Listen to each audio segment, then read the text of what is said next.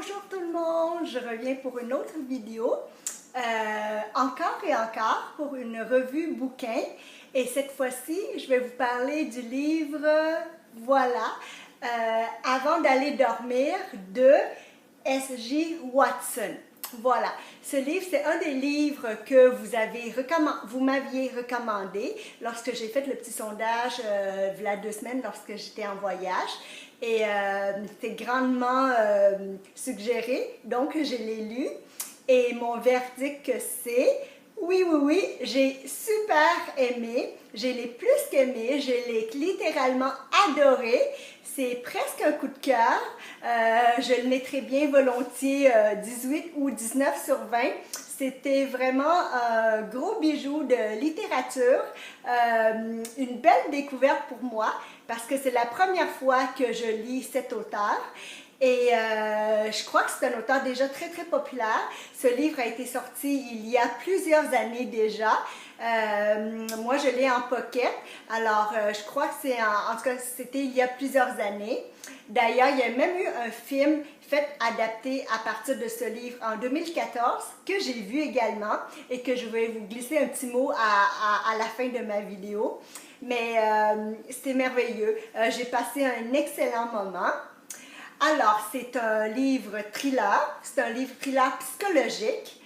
Le livre est séparé comme en 3 grosses parties. La première partie, c'est le temps présent, en ce moment, lorsque l'action se déroule, l'histoire, c'est le moment où se déroule l'histoire. Ensuite de ça, on fait comme un petit flashback de 2 semaines dans le journal intime de l'héroïne. Et la dernière partie, suite à la lecture de ce journal, on revient au moment présent. Donc, en gros, c'est ça. Alors, je vais vous raconter brièvement l'histoire sans trop spoiler. Il y a quelques personnages principaux. Donc, l'héroïne, elle s'appelle Christine Luca. Ensuite de ça, il y a son prétendu mari, Ben. Elle est malade, donc elle est soignée par un psychiatre, Dr. Nash. Et ensuite de ça, il y a quelques petits amis secondaires, Mike et Claire, ainsi que d'autres, et son fils également. Mais c'est ça. Alors, c'est un petit peu ça les personnages principaux. L'histoire commence au tout début. Christine se réveille de son lit et elle a complètement oublié toute sa vie dans le passé. Elle se réveille et soudainement elle s'en va à la toilette et elle voit qu'elle a devant son miroir quelqu'un qui est vraiment vieille. Elle voit une femme de 47 ans. Mais elle, dans sa mémoire, la veille, lorsqu'elle s'était couchée, elle avait à peine 29 ans. Donc, il y a quasiment 2 décennies qui s'est écroulées entre-temps et elle ignore pourquoi. Elle regarde sa peau, elle regarde son visage, c'est vraiment beaucoup plus ridé. Donc, elle a vraiment traversé le temps. Elle ne sait pas qu'est-ce qui s'est passé. Est-ce qu'elle était dans le coma? Est-ce qu'elle est amnésique? Elle ne sait pas trop. C'est tout un mystère. Et elle s'est réveillée à côté d'un homme qui prétend être son mari et qui s'appelle Ben. Voilà. Alors, son mari lui explique qu'il y a à peu près 17-18 ans, elle a eu un gros accident d'auto, ça l'a cogné sa tête et depuis ce temps-là, elle a perdu complètement sa mémoire. Et à chaque jour, lorsqu'elle se lève, c'est tout comme un nouveau jour qui commence pour elle. Et elle a tout oublié de ce qui lui est arrivé la veille. Elle oublie son nom, qui elle est, où est-ce qu'elle habite, qu'est-ce qu'elle a fait dans son passé. Elle oublie tout. Et à chaque jour, c'est un nouveau départ. Donc, c'est un peu ça la vie de Ben et Christine ensemble. Alors, cette journée-là, lorsqu'on commence, c'est la première journée. Bon, Ben lui explique que c'est comme ça que ça fonctionne. Il colle beaucoup de photos de eux sur un mur pour dire que, bon, il lui explique qu'ils se sont mariés depuis longtemps. Ensuite de ça, il colle beaucoup de mémos sur les frigidaires, les murs. Il a mis beaucoup de post-it pour lui expliquer un peu comment ça fonctionne sa journée, qu'est-ce qu'elle doit faire, qu'est-ce qu'elle doit manger. Alors, il lui explique à chaque matin la même petite routine. Ensuite de ça, il s'en va travailler. Et là, bon, Christine est un peu perdue, mais bon, suit les notes des post-it. Et tout à coup, le téléphone se met à sonner et au bout du fil, c'est un monsieur qui se prétend être le docteur Nash. Et le monsieur explique à Christine que c'est lui qui suit Christine présentement, mais à l'insu de son mari. Donc, c'est un peu clandestin, secrète, parce qu'apparemment, son mari n'aime pas... il est tanné que Christine ait trop de soins, puis selon lui, selon le mari, tous ces soins-là, depuis toutes ces années-là, créent plus de tort à sa femme que de progrès. Donc, il est tanné, il ne veut plus rien savoir. Par contre, Dr. Nash propose quand même à Christine de se rencontrer pour qu'il lui explique sa thérapie. Donc, Christine accepte et rencontre le docteur dans un parc et il lui explique qu'elle doit tenir un journal puisqu'elle a des problèmes d'amnésie et de mémoire. Elle doit écrire à chaque soir. En fait, elle a un petit peu de mémoire à court terme. Donc, à chaque soir, elle doit inscrire rapidement qu'est-ce qui s'est passé durant la journée. Comme ça, à chaque jour, elle documente sa journée et ça devient comme des archives.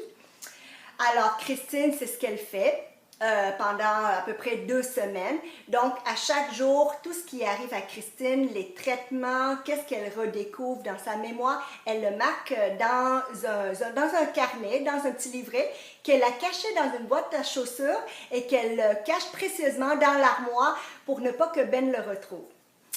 Alors, ça, c'est la première partie. Et la deuxième partie, eh bien, c'est Christine qui relit un peu son journal des 2 dernières semaines pour essayer de mieux comprendre sa situation. Donc, on nous apprend que dans la thérapie de Dr. Nash, il a fait beaucoup de types de traitements différents pour qu'elle retrouve la mémoire. Il lui a amené à sa maison d'enfance qu'elle a vécue pour essayer de réveiller en elle des souvenirs. Il lui a même amené dans l'ancien hôpital psychiatrique dans lequel elle a été internée pendant presque une décennie. Christine apparemment était romancière autrefois, donc elle a même publié un livre. Il lui a même remis le roman qu'elle a publié. Et dans l'enveloppe, il y a même un petit article concernant Christine avec une photo. Et là, Christine, elle voit la photo d'elle-même dans l'article et elle voit un détail qui est vraiment très important. Elle voit qu'elle était enceinte. Donc, elle a sûrement eu un enfant, mais nulle part dans la maison ou lors des conversations avec son mari, il n'a été question de cet enfant-là. Alors, elle, ensuite de ça, elle s'interroge parce qu'un enfant, elle a l'intuition qu'elle a déjà été mère, mais elle a complètement oublié son fils. Elle n'a aucune idée de comment est son fils. Donc, elle doit affronter son mari pour savoir est-ce qu'elle a déjà vu un fils, qu'est-ce qui s'est passé avec son fils, pourquoi il lui a caché tout ça. Enfin, c'est tout ça l'intrigue. Voilà, je ne vais pas trop spoiler. En tout cas, c'est excellent. C'est super bien écrit.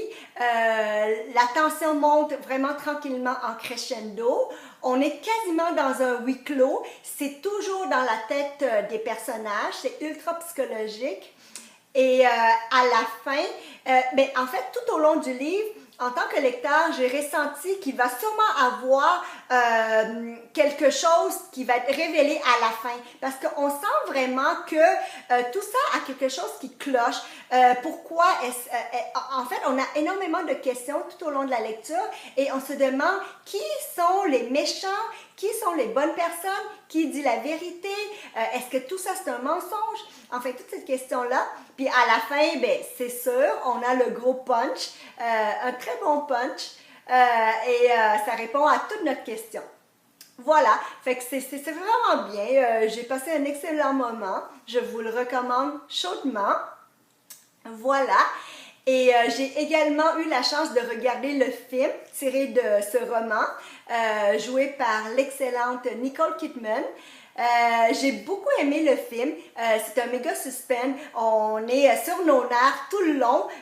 On ne sait vraiment pas qu'est-ce qui va se... en fait, étant donné que j'ai lu le livre, je sais qu'est-ce qui va se passer. C'est un excellent film que je vous conseille aussi. Par contre, le seul bémol, c'est que le film, il n'est pas vraiment adapté de façon très fidèle au livre. Il y a vraiment plusieurs éléments qui sont différents, comme par exemple, je vais vous en citer juste quelques exemples. Le film, ce roman a environ 500 pages et le film a tout enlevé la première moitié du livre. En fait, là où le film commence, c'est environ, en réalité, dans le livre, à la page peut-être 250. Ça commence en plein milieu du livre et ça termine, le film termine le livre. Alors, on perd complètement toutes les informations qui sont au début du livre. Alors ça, j'ai trouvé ça un peu plate pour ça. Et le deuxième point majeur dans le film qui n'a pas été resté fidèle au livre, c'est que dans le livre, Christine tient un journal et dans le film, la dame enregistre sa journée avec une caméra.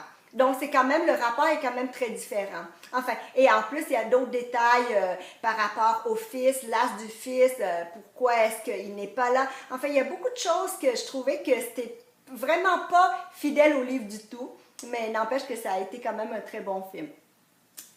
Alors, voilà, je vous le recommande, tout simplement.